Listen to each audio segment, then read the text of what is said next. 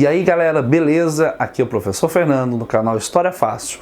E antes de começar o vídeo, não esqueça de dar o seu like, o seu joinha, se inscrever no canal e por favor, compartilhe. Minha meta é chegar nos 1000 nesse momento, beleza? E hoje nós iremos falar sobre a chamada Revolução Inglesa, tá? Revolução essa que ocorreu na Inglaterra, que tem como caráter nada mais nada menos que ser uma das revoluções burguesa. E iremos falar de que maneira ocorreu as transformações políticas e econômicas na Inglaterra, onde vai favorecer o desenvolvimento da indústria têxtil, no qual vai possibilitar que a Inglaterra se torne a maior esquadra naval do mundo, onde ela vai conseguir ampliar suas relações comerciais através de uma política chamada enclosures, ou cercamento dos campos, além, é claro, do fortalecimento da burguesia na Inglaterra para alcançar o poder político, ok?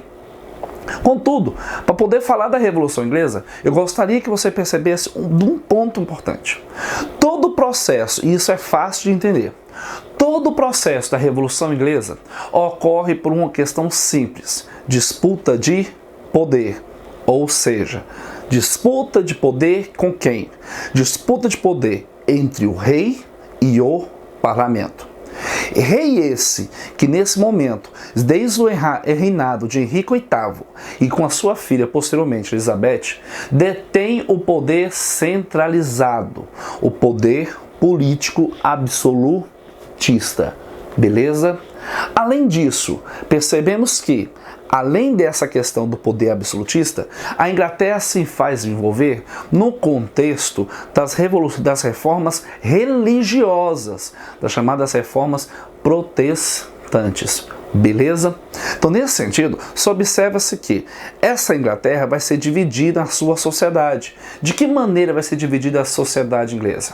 Essa sociedade vai se dividir em dois grupos. Os grupos que apoiam o rei, tá? Chamados de pares, a chamada aristocracia tradicional, grandes proprietários de terras, aqueles que lucram com os favores que o rei fornece a eles. E o outro grupo, aqueles que eram contrários ao regime absolutista, que é a chamada burguesia, composta pelos comerciantes, composta pelos banqueiros, composta pelos profissionais liberais. Além da chamada gentry, que é a chamada pequena e média nobreza, tá? Que era uma pequena e média nobreza rural, mas que tinha uma mentalidade capitalista, eram agricultores, tinham ligações com a burguesia devido às relações o quê? Comerciais.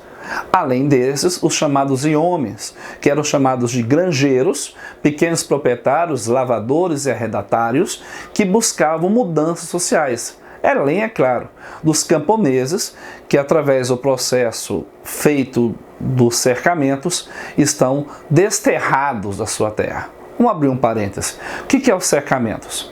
Durante a Inglaterra, boa parte dos criadores de ovelhas permitiam que os seus pastos ocupassem terras de outros.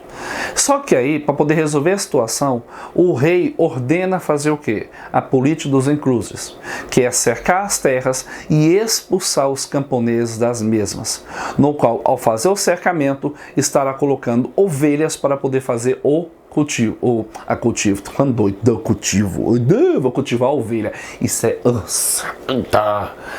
os chamados cercamentos, onde eu vou cercar os lotes, cercar as terras e vou criar ovelhas, sendo a base da indústria têxtil, ou seja, não vai a ovelha que vai fazer a indústria, mas a ovelha vai oferecer matéria-prima para a indústria têxtil, de maneira simples e fácil. Oh my God! Diante disso, além dos camponeses, temos também uma classe que vai se formando devagarmente na Inglaterra, chamada de proletariados, trabalhadores assalariados, que vem também desse processo de cercamento e de expulsão dos campos. Além daqueles que não conseguem trabalho, que foram expostos aos campos, vai surgir quem? Os chamados marginalizados e desempregados. Tá, essa é a composição que se encontra da sociedade inglesa. Mas o que é mais importante da Revolução Inglesa é perceber que existe uma disputa de poder entre o rei e o parlamento. Beleza? Joia? Seguimos em frente então. Só que aí no campo religioso, Porque alguns livros trazem o quê? Que a Revolução Inglesa, também conhecida como Revolução Puritana, ou seja, uma revolução de caráter religioso. Agora, por que puritana? Porque os que apoiavam o regime absolutista eram católicos e anglicanos. E os que apoiavam o parlamento eram os chamados calvinistas, que eram conhecidos como puritanos, pequena burguesia. Beleza? Essa burguesia vai ter como objetivo lutar pela maior participação política e contra o poder concentrado do rei. Então podemos conceituar então que a Revolução Inglesa foi o quê? Foi o primeiro movimento político-militar religioso que destruiu o absolutismo na Inglaterra, instalando naquele país um regime de uma monarquia parlamentarista. Beleza? Quando no século XVII, ok? Então esse é o conceito básico.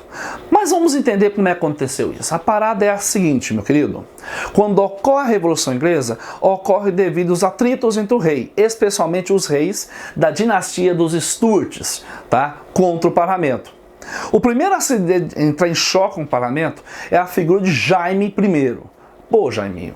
Jaiminho vai governar durante 1603 a 1625. Jaiminho vai fazer o quê?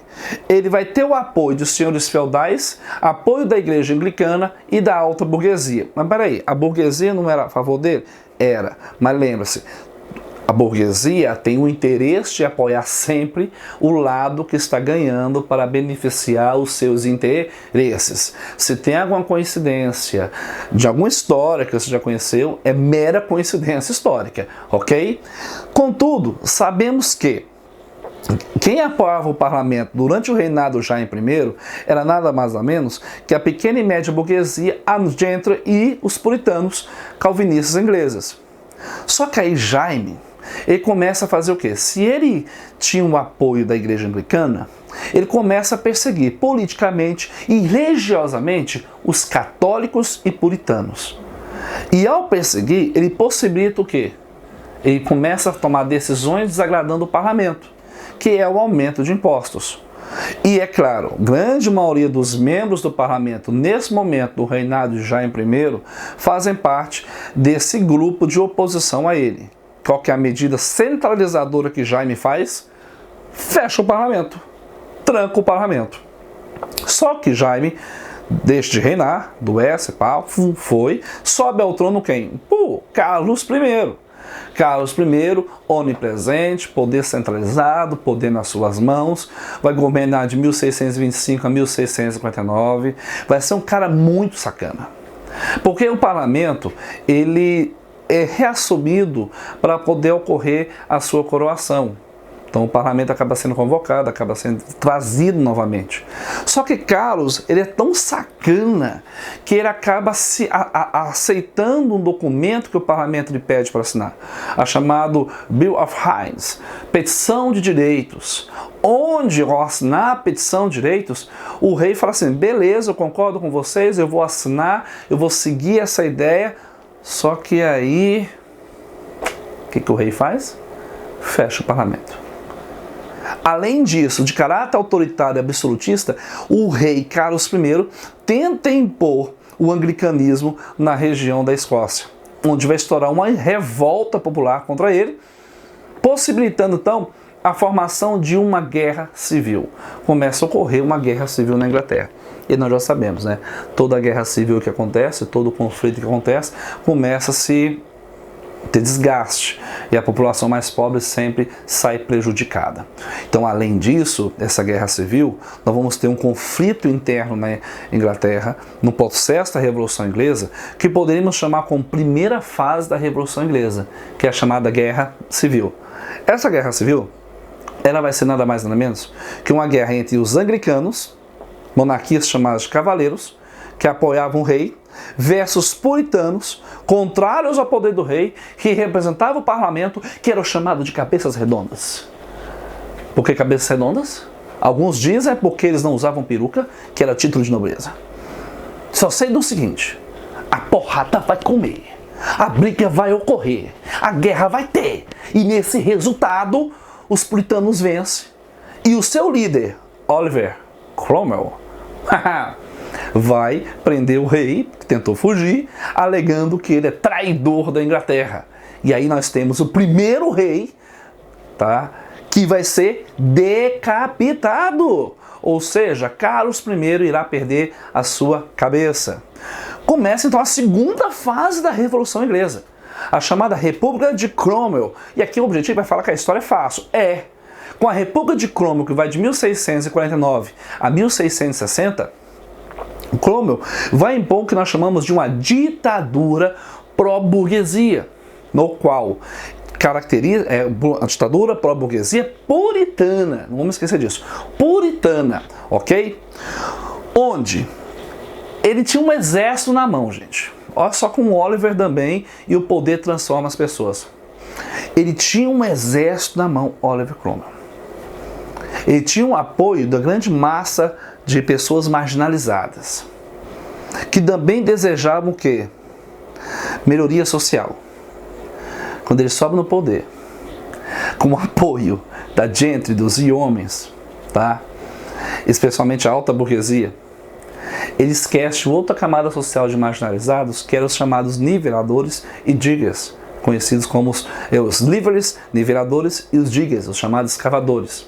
E ele reprime eles, ou faz uma repressão àqueles que fizeram: olha, Cromwell, e nós aqui? Não, vocês já fizeram o seu papel, já ajudaram, agora a música é tocada de acordo com a minha vontade. Então, nesse ponto aí, ele perde o apoio de parte do grupo social que apoiou ele no processo revolucionário. Mas vamos falar de coisa boa? Uma das coisas que ele vai fazer que é interessante é justamente o quê? A criação dos chamados atos de navegação. O que consiste o ato de navegação? O ato de navegação é nada mais nada menos que um documento em que afirma que somente navios ingleses transportariam mercadorias inglesas de outros países para a Inglaterra.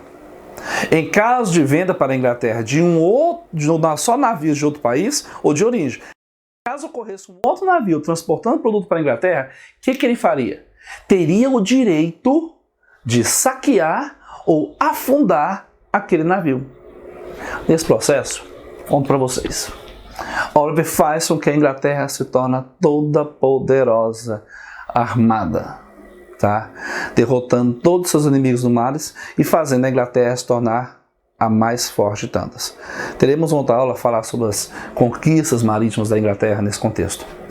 Mas aí o ato de navegação, vamos deixar claro, toda vez o aluno tem uma dúvida. O que é esse ato de navegação? Simples. Eu tenho Inglaterra e eu tenho um outro país. O navio da Inglaterra vai levar produtos para esse outro país. Esse outro país vai pegar navio de sua origem e vai levar para a Inglaterra. Se por acaso aparecer um terceiro país, a Inglaterra poderá fazer o quê? Pegar os produtos desse país.